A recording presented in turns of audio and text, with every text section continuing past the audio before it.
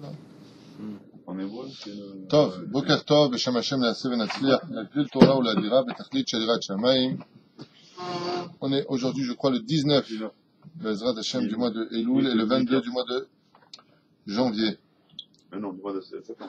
Qu'est-ce que j'ai dit moi du mois de janvier? N'importe qui que ça va pas. Nous sommes au mois de mai.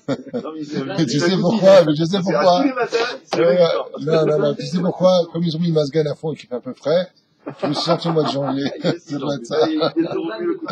Au mois de septembre, il a été corrigé que le mois de janvier tac. Alors, ça va pas du tout. Hein. Non, c'est les slichot. On est fatigué, on se lève tôt. Il a vraiment un problème avec la date. C'est tous les matins. C'est incroyable. Tu sais pourquoi? Parce que vous voulez pas vous Mais non, parce que quand tu vis la Torah avec l'aide d'Hachem, j'espère que je la vis en tout cas, eh ben, tu es hors du temps. Tu n'es plus dans le temps. Et donc, pour moi, janvier, février, mars, ça change rien. J'attends pas les slichot pour me réveiller. C'est vrai. Baruch Hashem. J'espère en tout cas.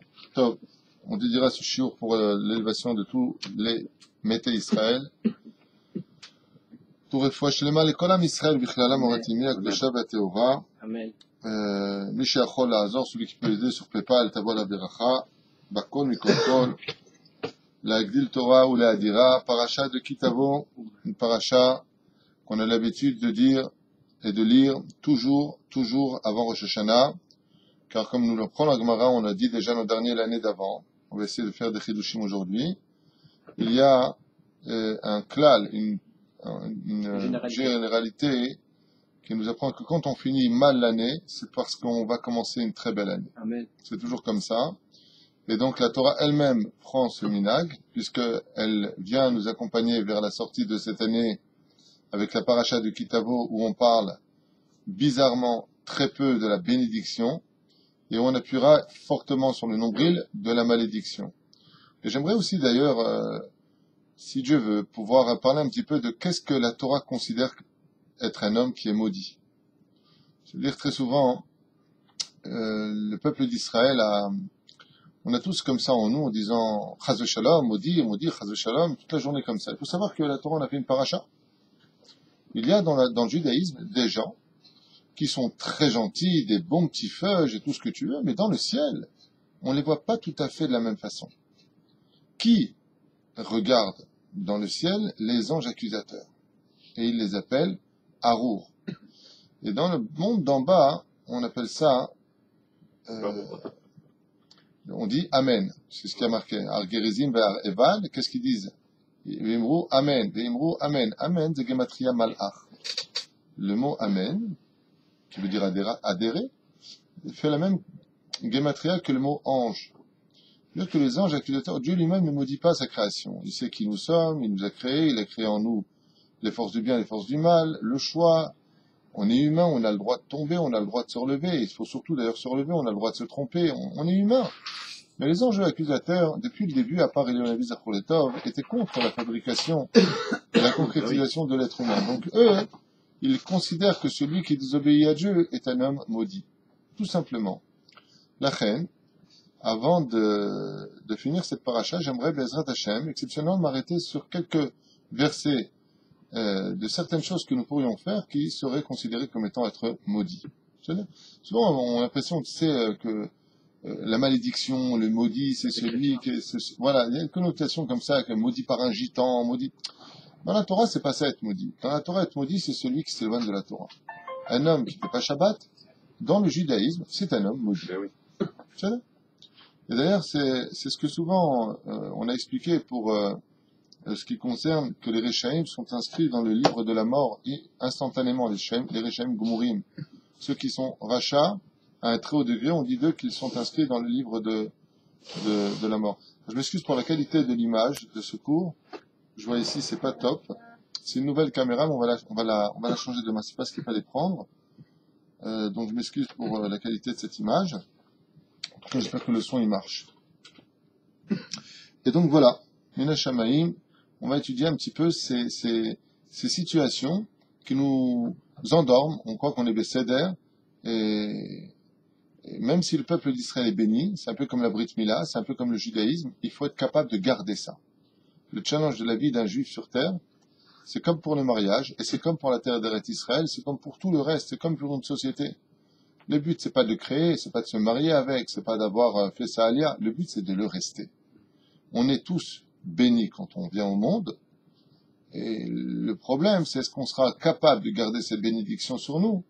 Et dans le pire des cas, est-ce qu'on serait, chas v'shalom, apte à être maudit aussi par de mauvaises actions? Alors, le verset nous dit, pour finir cette année, Bezrat Hashem de Tash'ou, pour passer à Tash'az, parce qu'on va passer à 1777, on approche vraiment de la date de la Géoula, si Dieu veut, qui vivra verra. Pour mieux vivre Bezrat Hashem, notre avenir, il faut savoir que les malédictions ne sont pas, dans le judaïsme, tel que nous on le comprend. Les malédictions, ce serait comme si que je disais à quelqu'un, fais attention avant de traverser, regarde à droite et à gauche, tu vas te faire écraser. D'abord, on n'a pas le droit de dire ça. Tu vas te faire écraser, c'est une forme de malédiction. D'accord? Faut faire très attention. Attention, tu vas tomber.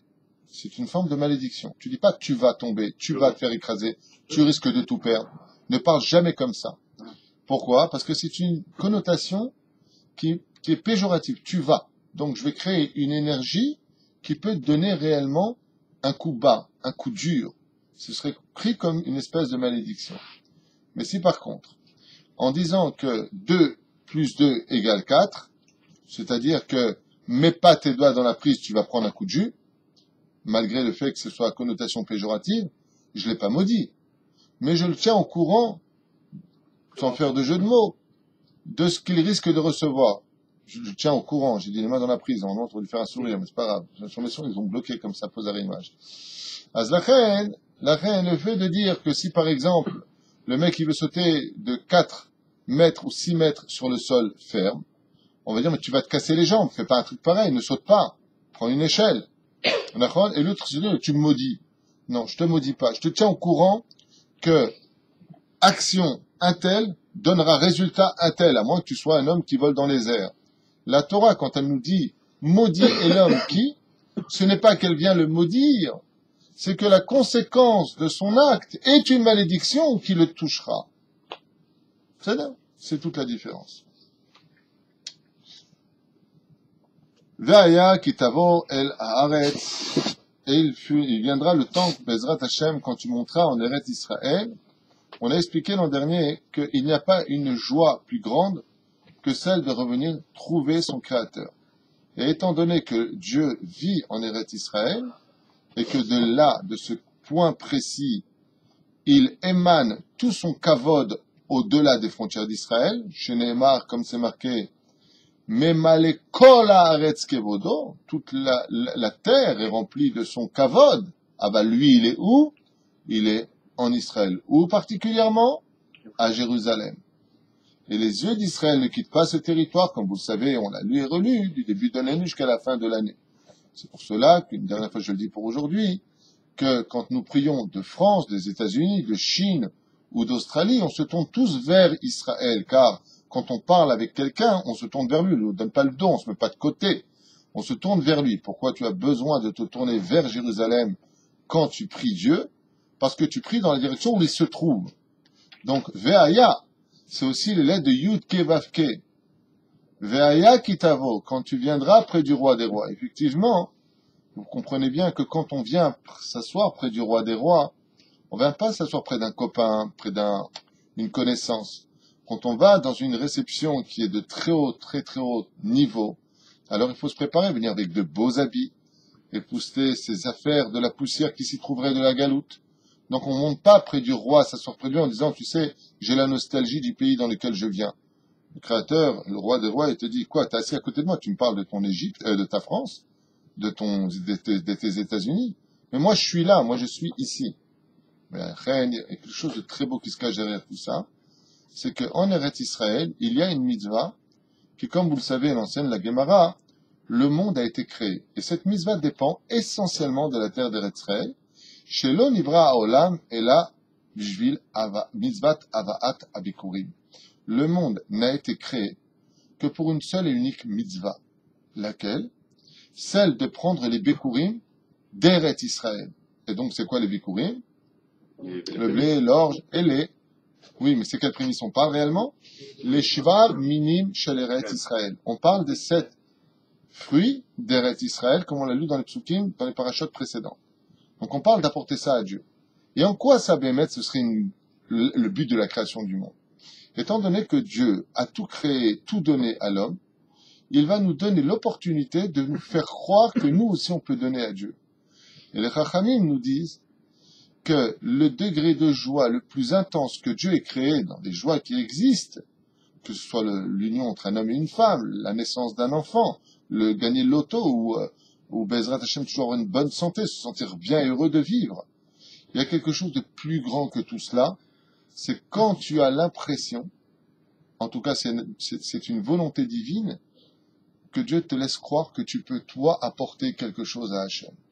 Ça s'appelle Avaat, apporter les bikurim, ces fameuses offrandes que nous apportions à l'époque, qui étaient Rishit Peri à Adama, la première chose que l'on prenait des fruits de la terre d'Israël, et ça, ces premiers fruits qui sortaient de nos arbres, de notre terre, nous les apportions au Créateur du monde, car bien entendu, tout cela vient de sa terre à lui, Asher Natan Lach, que lui t'a donné, et comme le dit Rachid d'ailleurs sur place, tout cela pour nous faire vivre la Akaratatov, la gratitude, d'être capable de dire merci à Dieu, c'est un srout modé ani lefanecha, des choses qui sont connues.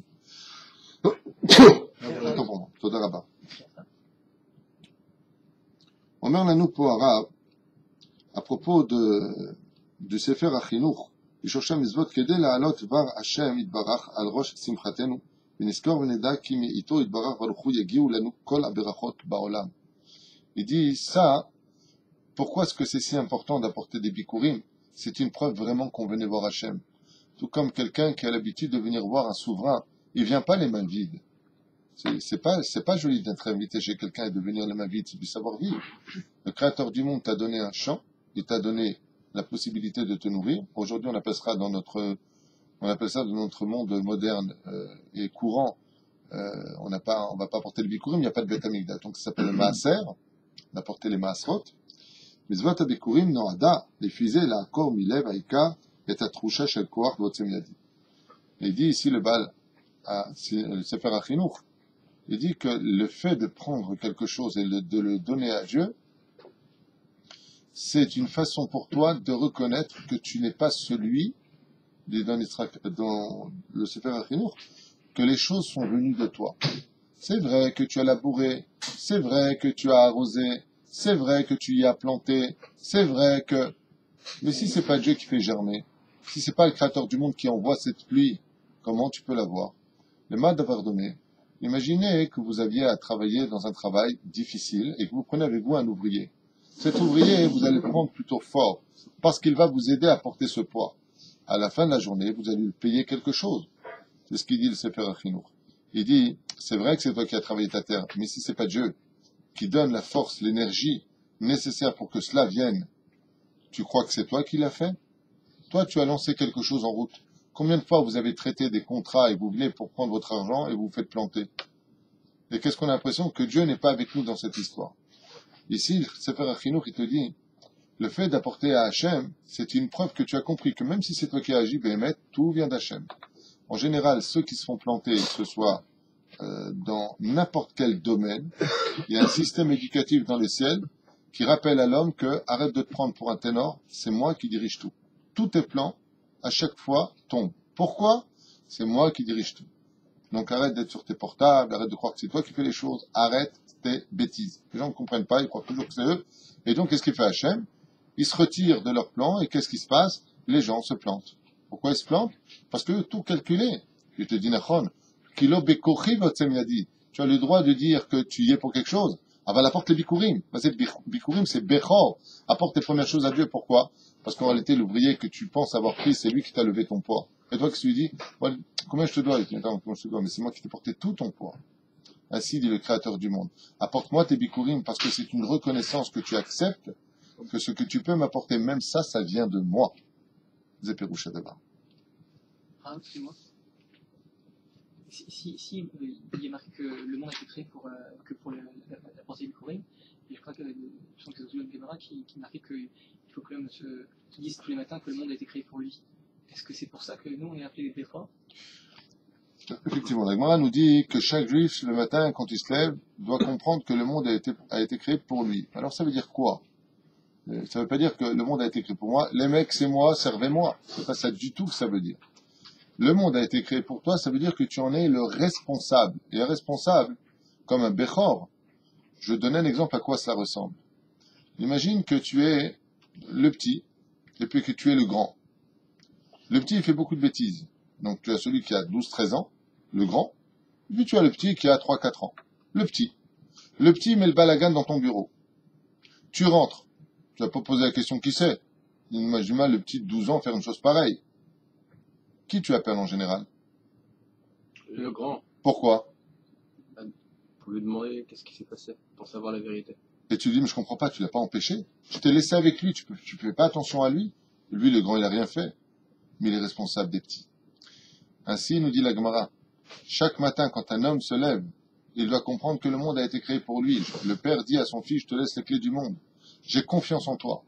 Veille à ce que le Shabbat soit respecté. Veille à ce qu'il y ait de l'unité dans le peuple. Veille. C'est ça notre tafkid. Ça veut dire que toute la journée d'aujourd'hui, tu dois veiller à ramener des gens sur la table de ton père, Avinu Sheba Shamayim, le créateur du monde. Tu dois veiller à ce que chaque juif ait le sourire. Tu dois veiller à ce que chaque juif se sente bien dans sa peau. C'est en cela que nous sommes, Baruch Hashem, le chaliar de Dieu. C'est dans ce sens, c'est pas dans l'autre. C'est là. Donc ça répond à ta question.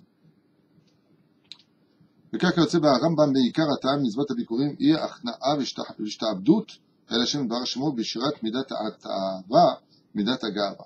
Bon, et là, il te rapporte encore une autre explication du Rambam qui dit que la mitzvah des bikurim vient travailler deux vertus chez l'homme qui sont se soumettre au créateur du monde, et la deuxième chose, être, comment dire, non, être soumis, c'est une façon de parler d'humilité, mais parce que tu apportes les bikurim, tu te prosternes. Et puis l'autre, c'est la ta'ava, l'envie. Tu peux être humble et avoir très envie. Et comme les premiers fruits en général, comme on le voit dans l'huile du Beth Amikdash en premier, la première goutte qui sortait de l'huile, pas la deuxième. La première est toujours la plus belle. Et dit ainsi donc tu travailleras tes ta'avot. Parce que le mec, il a travaillé, il a morflé sa race sous le soleil, il dit regarde, les premières pommes, les premiers raisins on va prendre, sont sortis, oh comme ils sont beaux, hop, ça c'est pour Dieu. Alors, je peux en prendre un? Non, c'est pour Dieu, c'est consacré. À ça travaille l'homme, dit le Rambam, dans ses ta'avot. C'est là. On continue le verset, parce que ce sont des choses que dans les parachutes de la semaine de l'an dernier que nous avions vues, je voudrais avancer un peu plus. Le Créateur nous dit, et quand tu viendras sur ta terre et t'y installer, il y a marqué Veyarash Taba, il y a une mitzvah de récupérer notre terre, Veyarashta, Yerusha. C'est-à-dire que nous avons un héritage, qui est la terre d'Eretz Israël. Et voilà ce que nous disent les Chachamim, si je me réfère ici au Divrei Chazal, dans le Vaïkra Rabbah. Bisrut, Mazé Veaya, on a expliqué que Veaya, ça veut dire, et il fut quand tu viendras, en d'autres termes, dans le sens de la joie. Bisrut asimcha shetegale bevoecha el haaretz. Quel rapport y a-t-il entre le fait de nous dire, tu viendras dans la joie qui viachon en Eretz Israël, en simcha, en veaya, el shan simcha, il n'y a pas de veaya si c'était que la joie. Il nous dit, en quoi tu me mets le fait de, et tu t'installeras en Israël, alors qu'on sait que cette terre-là est une terre qui se mérite par la souffrance, la terre d'Israël. C'est comme si tu dis à quelqu'un, tiens, viens avec moi, tu vas morfler. Comme ça, nous dit la Gemara dans Brachot et. C'est-à-dire que le fait de venir sur la terre d'Israël est une situation qui est difficile. C'est une terre qu'il faut mériter, donc il va falloir se battre pour y arriver. C'est l'opachut. Alors il t'explique ici quelque chose de très intéressant, dans le Midrash Vaikra Rabbah. Bisrut asimcha shetegale vevoecha el haaretz. En témoignant une joie intense de faire ta alliance en Eretz Israël, c'est-à-dire qu'en réalité, la joie que tu vas mettre en faisant ta alliance va ou augmenter ou diminuer l'effort que tu auras à faire pour t'y installer. C'est-à-dire que si tu viens parce que tu viens par dépit, parce que tu es recherché en France, parce que tu veux fuir la France par l'insécurité, parce que, mais c'est pas pour la terre elle-même, pour la mitzvah de vivre en Israël. Comme le dit le Rambam et le Ramban, contrairement à ce que disent les gens, le Rambam ne dit pas. Si, le Rambam ne cite pas dans les lois de Melachim, il le cite, Ken, le Ramban, Ken le cite, mais le Shulchan Aruch le cite et bien d'autres le citent. Donc il y a une mitzvah de s'y installer. Si tu viens faire la mitzvah de Kef, alors tu y arriveras. Et une des preuves d'ailleurs que nous avons dans ce domaine qui est quand même particulier, c'est que plus loin dans le texte, nous verrons que, comme vous le savez tous, que les malheurs viennent chez nous parce qu'on n'a pas travaillé Dieu dans la joie. Ce qui expliquerait, je dis bien ce qui expliquerait, je ne suis pas Dieu et je me trompe peut-être dans ce que je vais dire, je ne l'ai pas lu, c'est de moi, mais c'est une constatation de l'écriture, des textes. Pourquoi est-ce que c'est si difficile pour nous de s'installer en Eretz Israël? Alors il y a des orthodoxes qui vont te dire, c'est à cause de Shabbat Kodesh, ils n'ont pas tort, la terre d'Eretz Israël a besoin qu'on soit Shabbat, Shomer Shabbat sur sa terre. Mais il y a une autre explication qui intervient ici, qui frappe à l'oreille, Ve'aya ki tavo al haaretz. Est-ce que nous sommes heureux de vivre en Israël? Et c'est vrai que souvent, en tout cas à l'époque, c'était comme ça. Quand un Américain faisait Salia, ou un Français faisait Salia, ou un Belge, ou un Canadien faisait Salia, tu avais les indigènes, ceux qui ont construit ce pays, les Israéliens qui te disaient tous la même chose, mais t'es fou de venir ici. Mais t'as ton visa, mais reste là-bas. Et ça vient démontrer qu'un begam, c'est-à-dire une espèce de défaut au niveau de la pensée. Ve'aya ki tavo al haaretz, le Midrash nous dit que la joie que tu auras de vivre sur ta terre, sur la terre d'Eretz Israël, te facilitera ta yeshiva, c'est-à-dire ton yeshuv, le fait de s'y installer. Ce qui fait que si on arrive constamment à nous déplacer, on s'en fout de la politique, les plans divins, le théâtre que Dieu met en application, que ce soit avec le pantin Bibi Netanyahou, le pantin Obama ou Hollande, c'est pas important. Quand je dis pantin, c'est pas une insulte. Je veux dire par là qu'ils font partie d'un scénario que le Créateur du monde met en place. La raison qui s'y cache, c'est quoi? Eh bien, selon ce qu'on voit ici, Ve'aya ki tavo al haaretz, ve'yarashta et haaretz, et tu t'y installes, eh bien, ça dépend de la joie que le peuple d'Israël a à y vivre ici. C'est celui qui l'emporte dans la joie d'y vivre sur cette terre qui remportera le combat de s'y installer. Donc, je vous le redis si vous préférez en hébreu, voilà ce que ça donne. Bisrut hasimcha shetegale bevoecha el haaretz. Tiske le'anchil ba itnahalut keva vekuyam. Par le mérite de la joie que tu viendras t'y installer, tu auras le mérite de t'y installer plus facilement et de façon kavua. Ça veut dire fixe. Et donc, si c'est pas fixe, c'est parce qu'on n'exprime pas assez de joie de vivre sur la terre d'Eretz Israël et qu'on se plaint tout le temps. C'est une constatation. Rabbi Haim Ben Attar, Alav Shalom, nous dit comme ça, le Roi Haim HaKadosh. Meir al-Lashon HaKatuv b'Tchilat Parasha, en simcha mle'a le'Israël, ela v'yeshivat Eretz Israël. Il n'y a pas de joie intense, dit le Haim HaKadosh, si ce n'est que vraiment de vivre. Bon, on avait déjà fait ces cours. ולכן פותרת כאן פרשה בלשון והיה, שהיא כידוע לשון שמחה וכבר ומפורש מזמור קכ"ו. Là-bas, il est marqué dans le Mizmor 126, שמשפח תהילים, בשוב השם את שיבת ציון, אז ימלא שיחות פינו ולשוננו רינה. Il nous dit comme ça, le roi Haïm HaKadosh, que az yemale sichot pinu, alors nous aurons enfin de la joie sur le visage, ne viendra que quand tu auras marqué d'abord avant, Beshuv Adonai et Shivat Sion. Quand le Créateur du monde reviendra avec ses enfants sur la terre d'Eretz Israël. Si les goïms, les nations du monde connaissaient le vrai secret d'Eretz Israël, ils raccompagneraient tous sur un tapis rouge les enfants d'Israël vers Eretz Israël, car le jour où on sera tous ici, qu'on fera Teshuvah, il y aura un tel dévoilement de Dieu dans le monde, que même les non-juifs profiteront d'une joie comme ils ne l'ont encore jamais connue dans l'histoire. Il faut savoir que quand on parle de la Géoula finale, du Melech HaMashiach, on ne parle pas simplement de la libération ou de la rédemption, je peux appeler ça comme vous voulez, j'aime pas le français dans ces mots-là, c'est un peu crétin. Mais on parle d'un bien-être, non pas national, mais international. Les gens déposeront tous leurs armes, il y aura un amour qui envahira le monde et une vérité tellement flagrante qu'on ne pourra plus jamais connaître le désarroi, la pauvreté, la tristesse, même si effectivement les nations du monde finiront par s'emprunter à Israël, pas parce qu'ils n'auront pas, mais parce qu'ils voudront avoir le mérite d'avoir quelque chose qui vient d'un juif, touché par un juif. Et c'est ce que nous dit le Shulchan Aruch, les Atid Lavo, à la fin des temps, quand les nations du monde seront ce qu'est un juif, ils se prosterneront. Bon, qui vivra verra, pour l'instant ça fait très utopique. Exactement, marqué là-bas que les goyim embrasseront les tzitzit des juifs. Comment est-ce tu prends un arabe, il va t'embrasser le tzitzit, il va te couper la gorge, qu'est-ce qu'il veut chez toi, lui? Il va t'embrasser le tzitzit, il dit non. C'est l'ignorance des nations du monde, comme un musulman m'a écrit de Belgique, il m'a dit quelque chose de très beau, ça fait 2 ans qu'il regarde mes cours, il m'a dit, je vous dis la vérité, avant de connaître le judaïsme, j'étais antisémite. Lol. entre parenthèses. J'ai bien aimé son message, style, c'est un pléonasme. Mais depuis que je suis vos cours et que j'apprends à connaître le peuple juif, je deviens de plus en plus prosélyte. C'est-à-dire que, en fin de compte, ce qui manque aux nations du monde, c'est que tu leur dis, c'est quoi un juif? Ah, c'est un banquier. C'est un mec qui a de l'oseille. C'est quoi un juif? Raconter cette histoire en France et aux États-Unis, c'est impressionnant. Ils ont posé la question dans la rue, combien y a-t-il de juifs dans le monde? Dans le monde. Ouais. Mais vous entendez les réponses, c'est un truc de fou. 300 millions.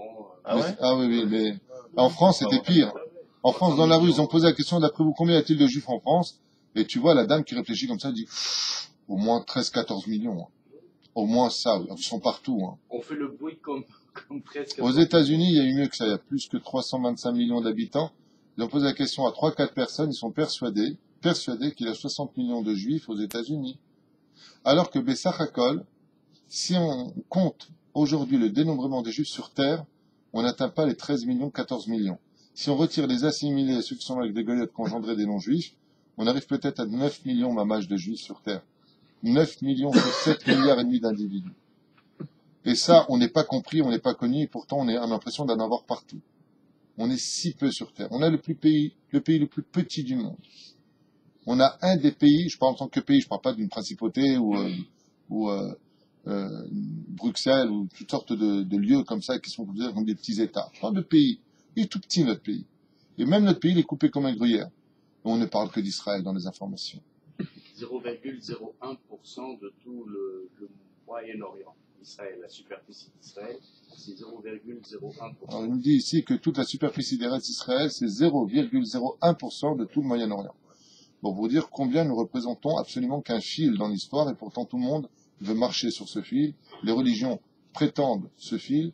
Les nations du monde veulent s'installer comme une base militaire sur ce fil. Ce n'est pas rien comme histoire. Avant les États-Unis qui se servent d'Israël comme une base militaire pour le Proche-Orient, c'était les Russes, je vous le rappelle. Après, ils sont partis du côté de la Syrie, ils nous ont laissé tomber parce qu'ils avaient plus besoin de nous comme un vestiaire. Alors, c'est les Américains qui se servent de nous. Il viendra un jour où Be'ezrat Hashem, la reconnaissance du peuple sera si grandiose que, comme on l'a lu d'ailleurs dans les parachutes qui ont précédé, combien il est grand et intelligent, rempli de sagesse, ce peuple-là. C'est ce que diront les nations du monde quand Israël aura lui-même d'abord et avant tout compris combien il est si exceptionnel, notre peuple. Malheureusement, nous on ne dit pas comme ça. On se voit comme étant toujours moins que rien, et des fois de l'orgueil mal placé dans certaines situations.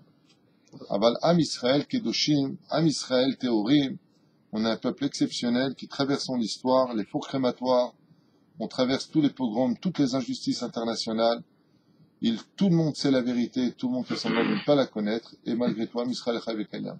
Quand est-ce que nous, on aura Bezrat Hashem, enfin le dévoilement de notre propre identité, le jour où les Juifs de ce pays cesseront tout le temps d'essayer de faire,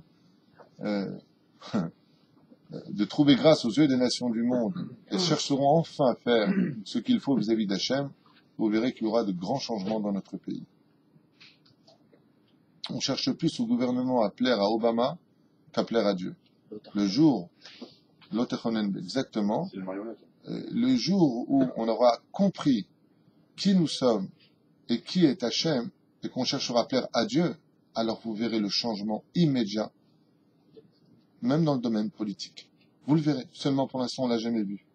Donc c'est pas la peine de dire n'importe quoi. Quand ça aura été fait, alors tu diras n'importe quoi. Mais quand c'est pas encore fait, tu peux pas dire. Tant que t'as pas essayé. On n'a jamais essayé de faire tous Shabbat, sans exception sur terre. Tous Shomer Shabbat, une seule fois, juste pour essayer. La Gemara nous dit, essaye. Essaye. Non, on restera toujours dans le même niveau de bêtise.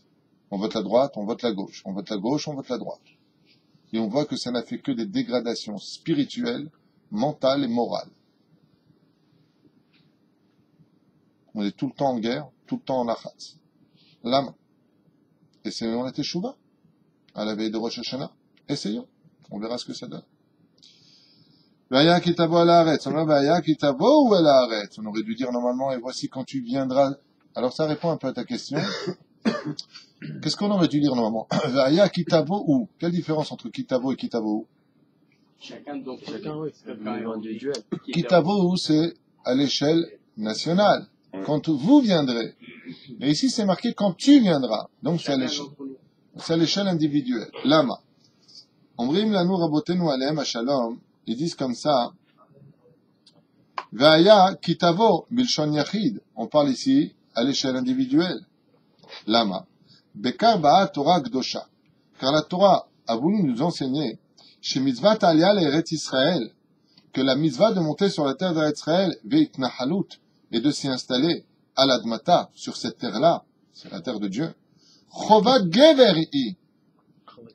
Chovat gever, c'est une mitzvah qui correspond à l'individualité. Tu n'attends pas ni ton rav, ni la famille, ni afechad. Ata ole l'Eretz mitzvah gever, lo gvarim. Il n'y a pas marqué kitavo ou. Bien entendu, tu montes en famille. Ah, seulement la Gemara, dans Masechet Ketubot, Bedaf Kuf Yud, nous dit que l'alliance en Eretz Israël est si grave de ne pas être faite que même dans l'histoire des couples, ça pose un problème. Bien entendu, ce que je veux dire maintenant, c'est pas la halakha, et que personne ne se serve de ça pour monter en Israël en abandonnant sa femme ou la femme son mari. Faites attention à ce que je vais dire. Je parle de Gemara. La Gemara, c'est pas la halakha. Et c'est encore moins ce que les sages nous enseignent. Il faut prendre un rav, lui expliquer la situation, et le rav va juger selon la situation du couple. Et chaque médicament peut être bien pour l'autre, mais allergique pour l'autre. Donc faites attention. Enfin, ceci étant, la Gemara nous dit que si un homme veut faire ça avec sa femme ne veut pas, elle perd le guet. Ça veut dire qu'il lui donne le guet, et il perd rien, et il s'en va. Et si c'est la femme qui veut partir, le Bédine oblige l'homme à donner le guet, et de lui verser totalement la somme du guet. Ça, ou d'accord, je parle de la Mishnah, de Masechet Kuf d'Amoud Aleph et Amoud Bet, tu le verras. D'accord?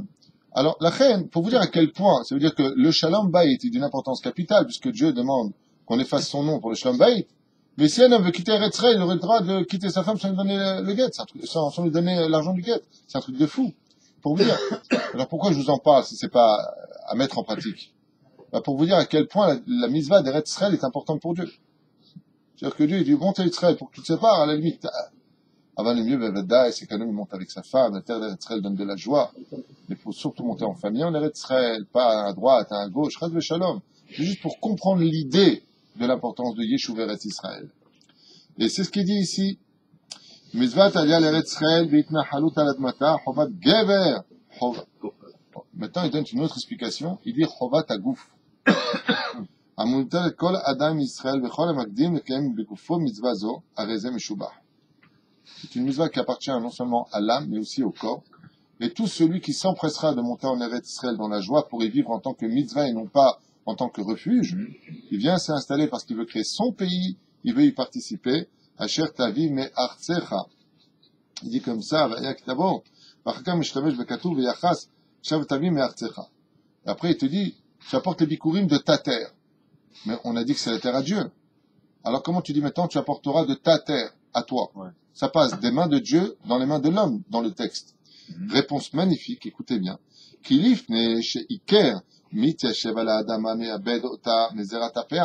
C'est-à-dire qu'à partir du moment où l'homme vient en Eretz Israël, cette terre appartient à Dieu. Mais quand il a commencé à suer, à labourer cette terre, à construire ce pays, alors Dieu il te dit maintenant ça devient ta terre. Maintenant que tu as travaillé cette terre, tu as le droit d'avoir ton appartement, tu as le droit d'avoir ton bout de jardin, tu as le droit de dire ici c'est chez moi. Comment ça se traduit pour nous qui ne sommes pas agriculteurs? L'homme est chané, c'est pour ça que j'ai parlé de jardin, je parlais de maison, j'ai changé les choses dans le sens de s'y installer, bon. d'acheter son appartement par exemple. Ouais. Qui enze elastam eret ulam harash vezaraba, celui qui a souffert pour cette terre, celui qui a créé ce pays, celui qui participe à la concrétisation de chaque morceau de terre, comme les Yeshuvim où s'y installent, ils font des beaux jardins. Alors il dit, celui qui a sué pour créer ce pays, qu'il sache qu'il a un droit légitime sur cette terre. Et Hachem, il te dit à ce moment-là, tu sais quoi maintenant? C'est ta terre. Apporte-moi de ta terre des bikurim. Apporte-moi de ton lieu à toi, des bikurim. Pourquoi des bikurim? Parce que les fruits que nous avons dans la Torah ont bien été travaillés sur la terre d'Eretz Israël, chose que les nations du monde sont incapables de faire. Si chas v'shalom, lo alenu velo alechem, j'étais comme ça juste en image, je prenais le peuple d'Israël, j'enlevais, je mettrais les ottomanim, ils n'arriveraient jamais à labourer cette terre. Ce que je dis, c'est l'effet historique. Tu peux mettre n'importe quelle nation, la terre d'Eretz Israël met sa ceinture de chasteté. Elle ne se donne pas à un étranger, elle ne se donne qu'au peuple juif. C'est pour ça que quand on est venu en Israël, je rappelle au niveau fait historique, hein, bien sûr, que Eretz Israël, avant que les Juifs n'y reviennent, n'était habité que de nomades. Pourquoi on appelle ça des nomades? Parce que c'était des gens, Israël servait de couloir pour passer de Mésopotamie en Égypte. C'était un couloir, et c'est pour ça qu'on n'a jamais ici déraciné un drapeau d'une nation quelconque. Il y a eu effectivement en 1100 à peu près Godefroy de Bouillon qui a essayé de planter la croix de cette époque envoyée par Richard Cœur de Lion. Il y a aussi les Ottomanimes qui ont essayé de coloniser, puis aussi les Anglais qui ont essayé de coloniser Eretz Israël. Mais jamais personne n'a pu y rester sur cette terre, car cette terre reste fidèle au peuple juif. Nous sommes à peine arrivés. Hier, j'ai été voir quelques appartements. Tu dis, c'est pas possible, ça date de 70 ans ici, c'est pas possible. Quand tu vois ce pays, comment il a été construit, quand tu vois ce qui se passe, en 70 ans, le jour où on a été en 1948, tu dis, quand tu vois les routes d'Eretz Israël, alors que tu vois des pays qui ont 2000 ans d'histoire, tu dis, mais c'est pas normal. C'est pas que c'est pas normal. C'est comme un couple, quand ils font à manger, l'homme il se met dans la cuisine et t'as la femme qui vient et qui dit, je veux t'aider, chérie. Dans le cas où ce serait la terre d'Eretz et le mari. Ou le contraire, c'est la femme qui fait à manger, le mari dit, viens, je vais t'aider, je vais t'éplucher les oignons, je vais t'éplucher les carottes. Il va l'aider à le faire. Ils sont les deux à travailler. Quand on vient construire le pays d'Israël, ne croyez pas qu'on est les seuls bâtisseurs. La terre bâtit avec nous. Il y a une espèce d'union comme un homme et une femme, comme je vous l'ai déjà enseigné à l'Pi Kabbalah. Si l'Égypte est la mère du peuple juif parce que nous en sommes sortis, alors n'oublions pas que la terre d'Eretz Israël n'est autre que la fiancée de notre peuple. Et c'est pour ça qu'il faut avoir une fidélité vis-à-vis de cette terre. Et cette fidélité s'appelle Mitzvat Bikurim, Mitzvat Shabbat, Mitzvat Yom Tov. Il faut rester fidèle. Les Bikurim, aujourd'hui, vu qu'il y a plus ça. Aujourd'hui, les Bikurim, c'est le maaser qu'on amène dans les Bate Midrashot. C'est pas l'étude de la Torah, quoi. Moi, je pense que c'est un remède à l'étude de la Torah. Alors, bien entendu, il y a marqué Unshalema Farim Sefaten, ou ce serait aussi l'étude de la Torah, si bien entendu, on le lisait. C'est comme si qu'on l'avait fait. Ah ben, celui qui veut apporter quelque chose à Dieu aujourd'hui, il apporte ça vers ceux qui étudient la Torah. Be'ezrat Hashem. J'avance un petit peu parce que je voudrais en venir au sujet principal. Besamarta bechol atov. Et Akadosh Baruch Hu nous demande Besamarta bechol atov. Alors regarde Mina Shamaim, ce que dit ici le tzaddik Rabbi Moshe Leb Misassov, qui n'était pas de Tunis, c'est sûr. Il dit comme ça que Besamarta bechol atov. Et tu seras heureux de tout ce bonheur que je te donne, tout ce bien. Tov, c'est bien. Qu'est-ce qui est Tov dans la Torah? Quand on dit le mot Tov, à quoi on fait toujours allusion? À la Torah, chez Nehemar, qu'il est car Tov natati lachem, Torati al ta'azov. Ici, il parle du délice. Le Rav explique le délice d'étudier la Torah en Eretz Israël. C'est un délice qui n'a plus de mesure. À partir du moment où on a le srout d'étudier en Eretz Israël la Torah, c'est Nikra, Vesamarta bechol atov. Et là, tu seras enfin heureux du Tov absolu qui n'a rien à voir avec la Torah qui se trouve en Galut. Même si c'est une obligation d'étudier la Torah, ce n'est pas le même plaisir. Asher natan Hashem Elokecha. Il y a aussi un verset qui demande réflexion, et j'ai un petit chidouche à vous faire. Écoutez bien. Asher natan lecha Hashem Elokecha. Donc, je reprends le verset. Et tu te réjouiras de tout ce bonheur, de tout ce bien, que l'Éternel ton Dieu te donnera. Pourquoi tu as besoin de nous rajouter cette phrase? Et là, il y a un secret merveilleux. Pourquoi on a besoin de nous dire dans la Torah que l'Éternel, ton Dieu, te donnera? Ça veut dire que tout ce que tu as vient de l'honnêteté de la halacha.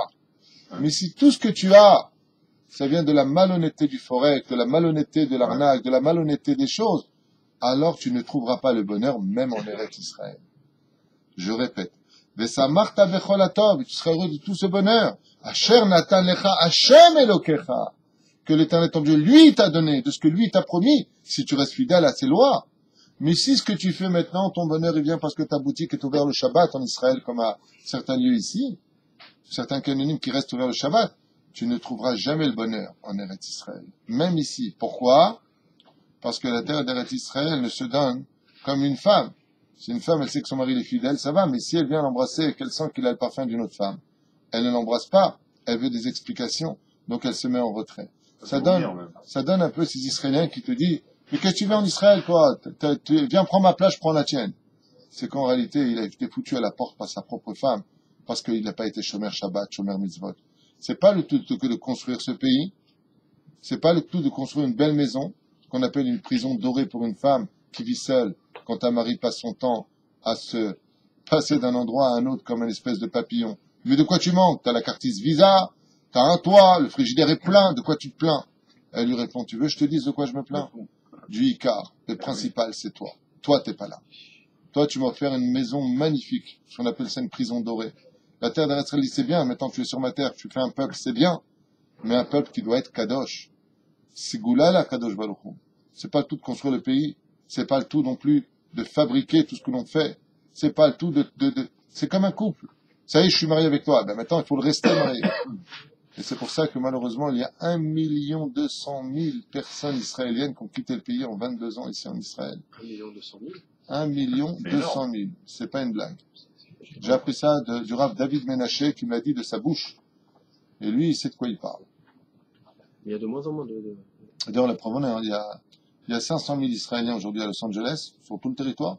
Ouais. Et tu as 500 000 Israéliens à New York. Déjà un cas, tu as déjà 1 million. Dans chaque famille, il y en a un qui est parti là-bas.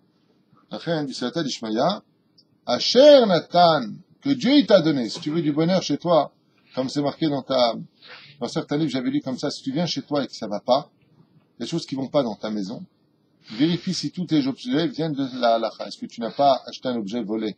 Est-ce que tu n'as pas pris quelque chose qui venait des forces du mal? C'est-à-dire, Asher Nathan lecha, c'est ce que Dieu il t'a donné. C'est-à-dire, ensuite, il dit, Vafilou abichiot chez l'Adam. Alors, qui enseigne ça? Afilou Rabbi Nachman de Breslev. Il dit, avec le Baal Shem Tov, le même verset. Afilou abichiot chez l'Adam, ifna Hashem itbarach tzrichot liot mitor simcha. Même dans tes malheurs, quand tu pleures, il doit être empreint de joie. Et sur quoi il se base pour dire une chose pareille? C'est dur de contrôler ses sentiments.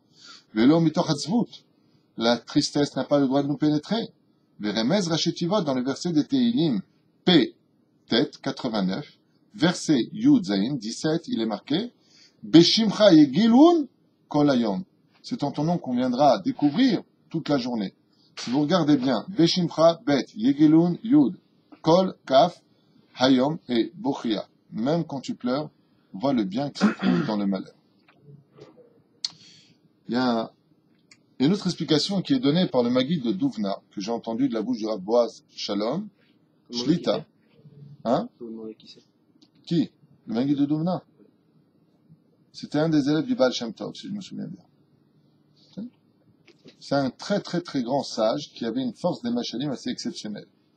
Et lui, il dit, Mazé, quand on te dit, c'est un Marta Becholatov, et tu seras heureux de tout le bonheur que Dieu te donne, ça veut dire que si tu en veux plus, d'abord, arrête de te plaindre, vois ce que Dieu te donne, alors Dieu te rajoutera. Et le malheur, à cause de quoi il vient? Parce que tu n'as pas été capable de sourire en servant Dieu. C'est pas qu'on te dit que tu sers pas Dieu, j'avais expliqué l'an dernier ça. Ici, on parle des pratiquants. On parle pas des non-religieux. On parle de ceux qui vont pratiquer, mais ils pratiquent pas dans la joie. Le Maguid de Douvna donne un machal magnifique, une métaphore extraordinaire, Lema Adavar Domé. À quoi cela ressemble? Et il dit comme ça, un jour un homme, diamantaire, qui était très très riche, était arrivé en visite dans un autre pays pour y vendre ses diamants. Et étant donné que la collection était très importante chez lui, il avait pris 2 valises. Une valise dans laquelle il avait mis ses livres et ses affaires personnelles, donc ses costumes et ainsi de suite, qui était une grosse valise, et une petite valise, beaucoup plus compacte, dans laquelle là-bas étaient répertoriées toutes sortes de perles, de pierres précieuses différentes.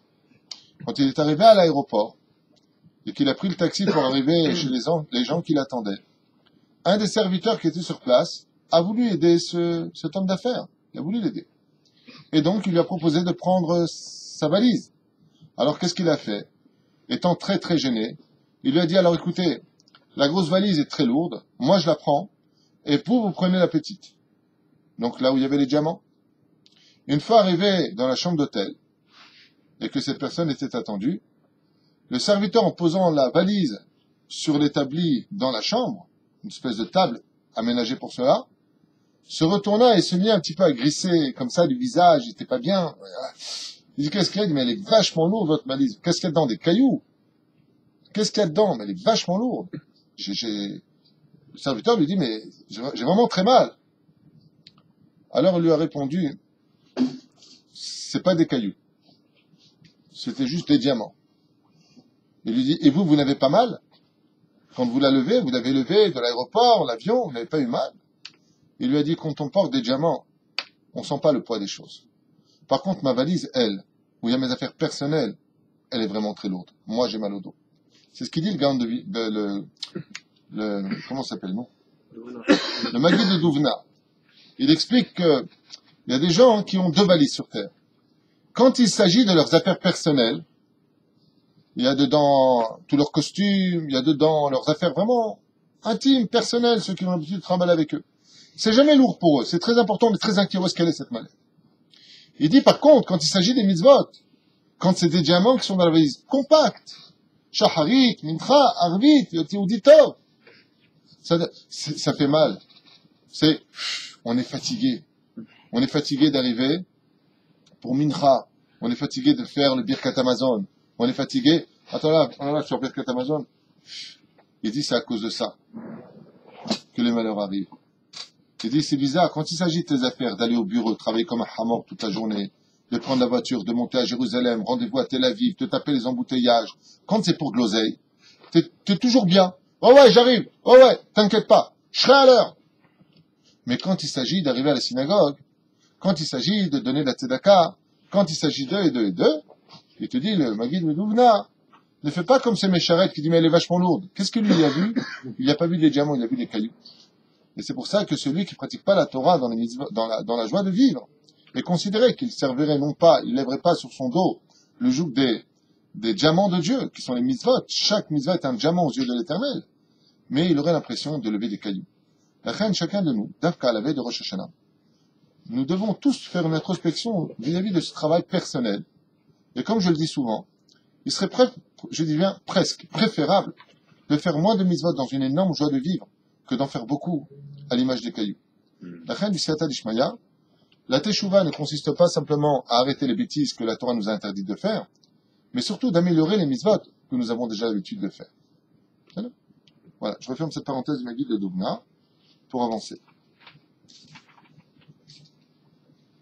Alors, nous arrivons, Baruch Hashem, au Brachot, et ensuite, malheureusement, nous arrivons au Klalot, Arour. Alors, je vais quitter les commentaires parce que c'est très beau mais long.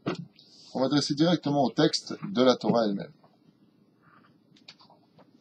On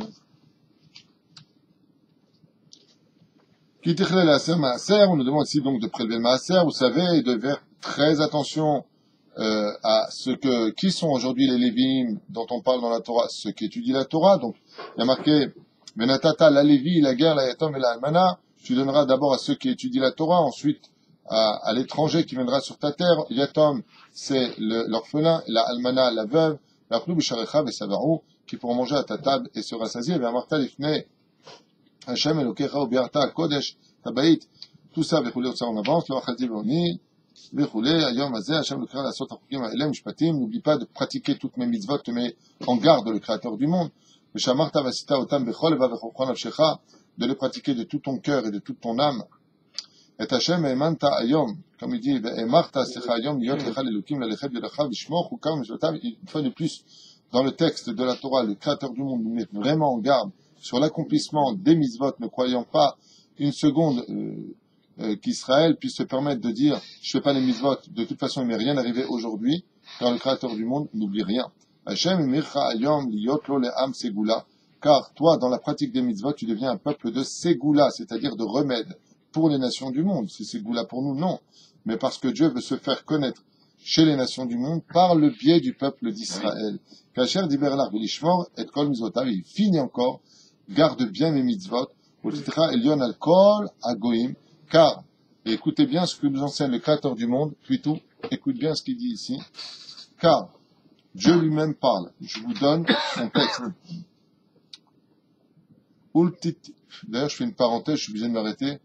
Quelqu'un m'a envoyé National Geographic, ça s'appelle Les mensonges de la Bible. Alors, je regardais un petit peu ce qu'ils disent.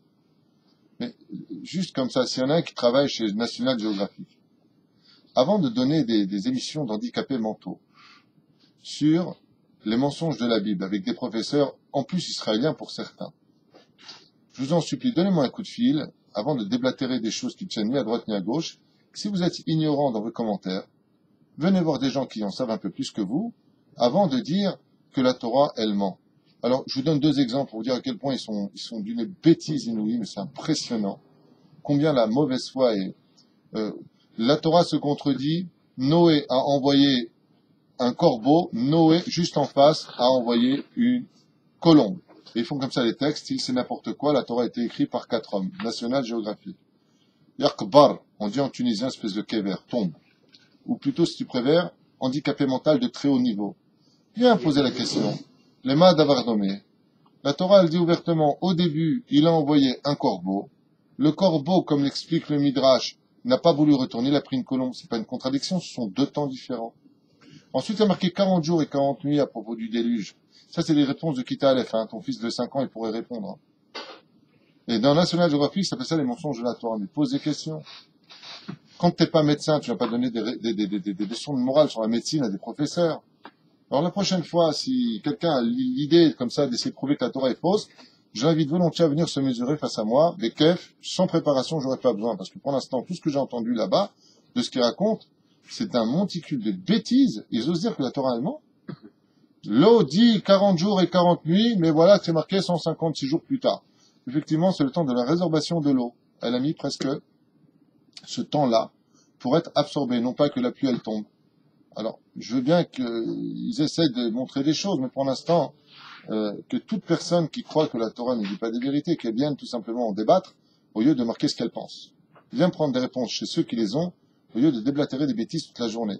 Comme ce torchon qui a été écrit par Robert Chabat sur l'identité du peuple juif, le secret de l'Égypte, je sais pas, le peuple hébreu, je sais même pas comment appeler ça, où il déblatère, mais des choses, mais c'est vraiment à mourir de rire. Des hypothèses. Abraham, c'était Pharaon. Sarah, c'était Nefertiti. Waouh! Alors, la seule chose qui soit bien, par contre, pour les dealers, c'est dites-leur ce que vous fumez avant d'écrire vos livres. Parce que franchement, même en Colombie, ils n'ont pas trouvé mieux. Non, sincèrement, si vous avez des livres à écrire ou des choses comme ça, appelez-moi au téléphone, dites-moi voilà ce que l'on pense, comment vous expliquez ça dans la Torah, je vous donne des explications, ou même n'importe quel autre rabbin vous donne des explications, appelez le Rav David Menaché, appelez le Rav Ron Chaya, appelez le Rav qui vous voulez, vous donnera des explications. Mais arrêtez de prendre ces filles, arrêtez d'écrire des trucs comme ça qui sont bêtes, qui sont même pas référencés. Mais il y a une chose de bien dans ce livre, c'est le mot hypothèse. C'est le seul mot que j'ai trouvé valable. C'est une hypothèse, c'est bien. Mais vraiment, c'est... Non, moi, tu vois, je vois ça, je suis pas, moi, on m'envoie un truc, on me dit, regarde, ils disent que la Bible est fausse. Tiens, bah, Nienne, moi, je cherche la vérité, hein. Mais quand tu vois sur quoi ils se basent. Ah, il y a aussi Jéricho. Ah, j'ai adoré Jéricho. Jéricho n'est pas tombé avec des trompettes. Jéricho, on a des preuves que ça a été brûlé. Mais à ce point-là, t'es bête. Tu sais pas lire ce qu'il y a marqué.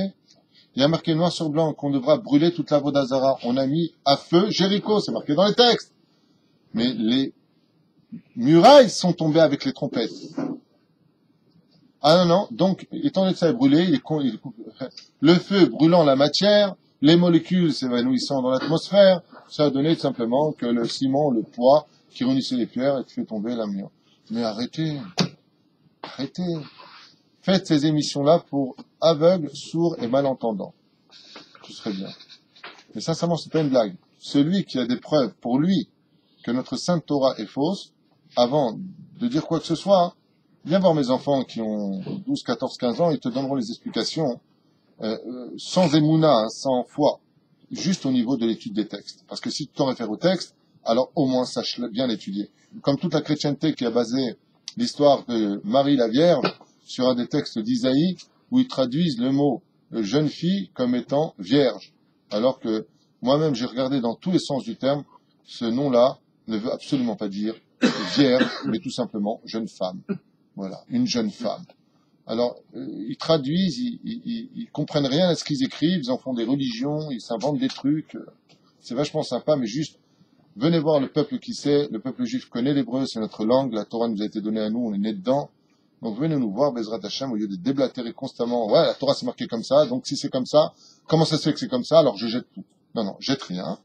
Prends le téléphone, Habibi, pose des questions, tu raccroches heureux. Hachem Gadol, Bezrat Hachem, Shetizke Larzor, Bichouva, Hazak ou Baruch. J'ai pas fini. Si, quoi qu'il est déjà 9h05, on arrête maintenant. Ben, je voulais faire quelque chose. Demain, Blinéder, on s'assira un peu sur le domaine des malédictions. Blinéder, je dis bien Blinéder. Alors je vous en fais quand même 2-3 parce que j'ai pas dit Blinéder. Ah, t'as raison. Allez. En ce jour-là, le Moshe Rabbeinu ordonna au peuple. Ah ouais, parce que j'ai oublié de vous dire dans la salle géographique. C'est 4 écrivains qui ont écrit la Torah. Ouais, C'est des romanciers. Des romanciers, ouais. Parce qu'il y a 4. C'est des romanciers qui ont écrit que tout poisson qui a des écailles a automatiquement des nageoires. Les mecs, c'était tous des Gilgulim du commandant Cousteau, tu vois. Il y a 2500 ans. Ouais, ça a été écrit en plusieurs années différentes. En 1500 ans.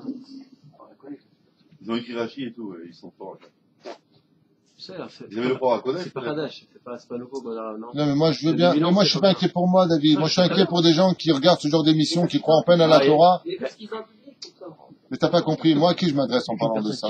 Je m'adresse à des petits frères tout juifs qui sont sympathiques, qui connaissent rien, qui regardent ce genre d'émission, ou qui vont lire le torchon de Roger Chabat, là, sur l'identité du peuple juif, et qui vont, j'en connais. J'ai une personne qui un jour m'a dit, mais le peuple juif, c'est une invention.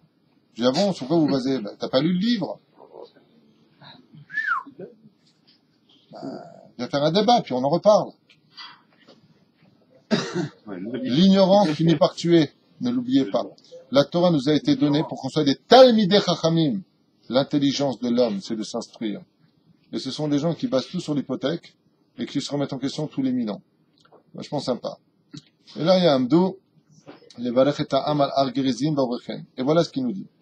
Donc les tribus sont placées à droite et à gauche, 6 à droite et à gauche, les Lévim au centre, Masecha Toeba. Et il nous dit comme ça. Maudit est l'homme, Asher Yaseh Pesel ou Masecha, qui fera toutes sortes de statues, ou toutes sortes de comment on appelle ça, de masques, merci bien pour l'aide. Toeva Hashem Maaseh Eder Harash Vesam Basater, Banu Kolaam Vamru Amen. Je vais traduire ça sur un autre langage. Toute personne qui ferait n'importe quelle représentation de Dieu, qui ne lui a pas été demandée par Dieu, est un homme automatiquement maudit. Arur Malke Avi Veimo. Ça, par contre, c'est d'actualité. Faites très attention. Qu'est-ce qu'on appelle un juif qui est maudit? S'il ose lever la main sur son père et sa mère, pas le frapper, il lève la main dans les airs, automatiquement, les anges dans le ciel l'appellent maudit. Vamar Kolaam, Amen. C'est pas fini. S'il vient et qu'il insulte ses parents, s'il leur souhaite la mort, s'il leur souhaite du mal, qu'il sache qu'au moment où il sortira ça de sa bouche, dans le ciel, on l'appelle plus béni, ça veut dire Baruch, mais il est Arour. C'est vrai. Donc les parents ont une grande responsabilité quand ils connaissent malheureusement la mentalité de leurs enfants, des fois nerveux ou pas bien dans leur peau. Ne va pas provoquer chez eux que dans le ciel on va maudire ton propre fils.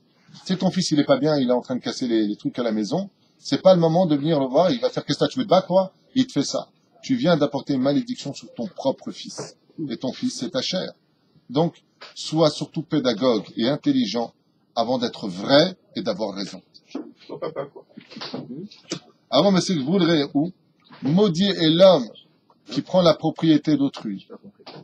Maudit est l'homme, maudit est l'homme qui font des émissions comme National Geographic qui trompent, qui mettent des obstacles devant les aveugles. C'est qui les aveugles? Des ignorants qui n'ont pas étudié la Torah comme nous on fait en yeshiva.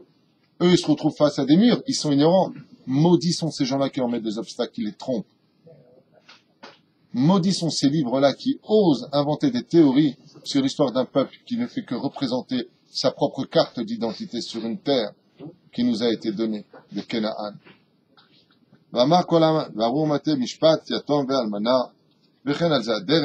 J'ai rempli mon rôle de ce que je vais vous dire. Et Baruch Hashem, on a une belle Torah. Une fois de plus, je finis avec cela. Quand une personne ne sait pas comment vivre sa Torah dans le judaïsme, dans la joie et l'accomplissement des choses, alors qu'il sache que Dieu le regarde à ce moment-là, qu'il sache qu'il aura un salaire qui est incommensurable, Et si vraiment il veut en acquérir de la joie, alors qu'il a étudié qu'est-ce que représente cette mitzvah, non pas pour mettre Dieu en doute que cette mitzvah a de la valeur ou pas, mais quand tu expliques, quand tu comprends pourquoi tu mets les tefilin, quand tu as fait le cours sur les secrets de la tzedaka, magnifique shiur, quand tu sais ce qui se passe quand tu donnes de la tzedaka, alors la connaissance t'apporte la joie d'accomplir les choses. Et Rabbi Nachman, il dit, il y a un autre chemin qui lui, par contre, est encore plus rapide. C'est ce que lui a fait pour y accéder. Chaque fois qu'il venait faire une mitzvah, il suppliait avec des larmes et des jeûnes le Créateur du monde de lui faire ressentir cette joie intense de ce qu'est servir le Créateur du monde. C'est quoi lever, non pas les cailloux, mais les diamants du roi des rois? Quel srout un homme pourrait-il ressentir de savoir que dans ses mains, il a tenu des milliards et des milliards d'objets dont la valeur est inestimable? Ça, c'est ce qui donne de la joie. Mais si tu sais pas ce que tu portes, la connaissance de la Torah apporte la joie de l'accomplissement. Rabbi Nachman, il te dit, va demander à Dieu de te donner ce sentiment, et tu verras que si tu insistes, il finira par te le donner. Kol Tov.